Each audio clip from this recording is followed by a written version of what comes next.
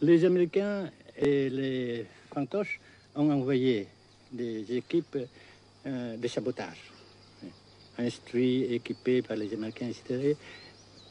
Et nous les avons pris. Peut-être vous avez entendu parler, n'est-ce pas, des procès. Oui. Et vous en avez pris souvent, à diverses reprises? Assez souvent. Est-ce que vous avez peur que les Américains portent la guerre au Nord-Vietnam? Nous n'avons jamais peur, n'est-ce pas? Comme les Français aussi, on dit que la peur n'existe pas. Est-ce que vous pensez, Monsieur le Président, qu'il y a une solution militaire à la guerre du Sud-Vietnam? Non. Parce que vous savez que le peuple vietnam, c'est un. Et le pays du Vietnam, c'est un.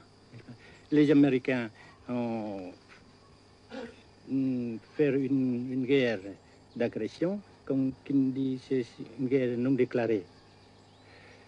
Et, comme vous savez aussi, vous avez pu lire dans la presse, n'est-ce pas, bien mondiale, que plus la guerre prolonge, plus les Américains et leurs valets, n'est-ce pas, comment dire ça,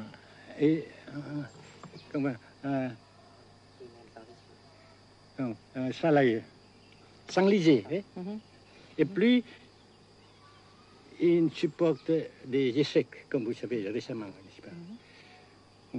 Par conséquent, la guerre ne peut pas durer éternellement.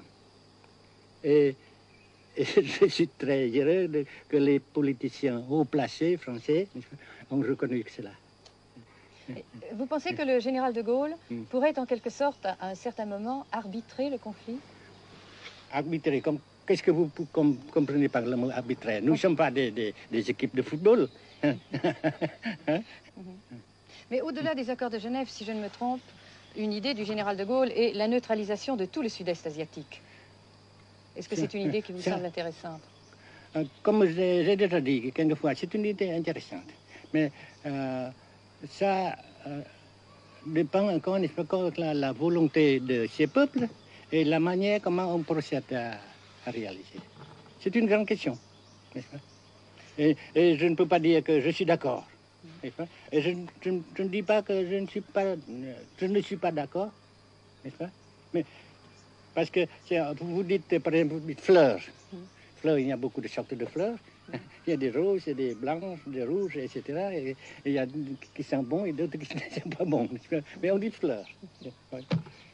Monsieur le Président, nous avons constaté avec chagrin qu'au cours de notre voyage au Nord-Vietnam, que l'influence française était devenue à peu près inexistante dans votre pays. Les moins de 25 ans ne comprennent plus du tout le français. Et je me demande si, à votre idée, des rapports peuvent se rétablir tels que la France continue à jouer une sorte de rôle culturel ici. Avec la France, surtout, et avec tous les autres pays. Nous voulons avoir une coopération amicale, culturelle, économique, etc. Mais je suis sûr que vous ne voulez pas avoir, n'est-ce pas, que la France ait l'influence qu'elle avait avant. C'est une autre chose. Naturellement, c'est une autre époque. Mais coopération culturelle, économique, qu'est-ce qu'il y a encore, sportive par exemple, etc., n'est-ce pas, nous le désirons. Si la guerre se cristallise au sud et se poursuit encore pendant quelques années, pensez-vous que l'avenir économique du Nord-Vietnam soit viable? Je suis sûr que ça non seulement viable, mais ça progresse.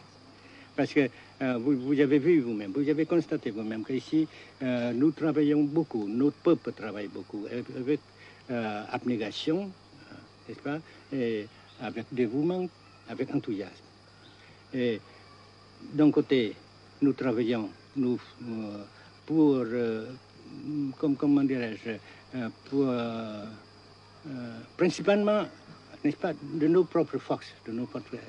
Et aussi, nous avons, n'est-ce pas, l'aide fraternelle des pays socialistes, n'est-ce pas. Alors, nous, puisqu'ici et après cela, n'est-ce pas, nous avons déjà réalisé des progrès. Pas très grand comme nous voulons, mais nous avons réalisé des progrès. Et dans l'avenir, nous progressons de même. Mais vous mentionnez là l'aide des pays socialistes. Est-ce que cette aide ne s'est pas trouvée légèrement compromise à la suite du conflit idéologique entre la Russie et la Chine? Non, parce que ces questions, n'est-ce pas, différences idéologiques entre nos différents partis frères, c'est nos affaires intérieures. Ça passera. Et l'unité, ça se fera. Mais l'aide fraternelle continue et continuera. Et c'est très précieux pour nous. Bien sûr. Mais certains ont l'impression chez nous, Monsieur le Président, que le Nord-Vietnam se trouve actuellement assez isolé, asphyxié même, et que politiquement, il pourra difficilement éviter de devenir une sorte de satellite de la Chine. Qu'est-ce qu'on peut répondre à cela? Jamais.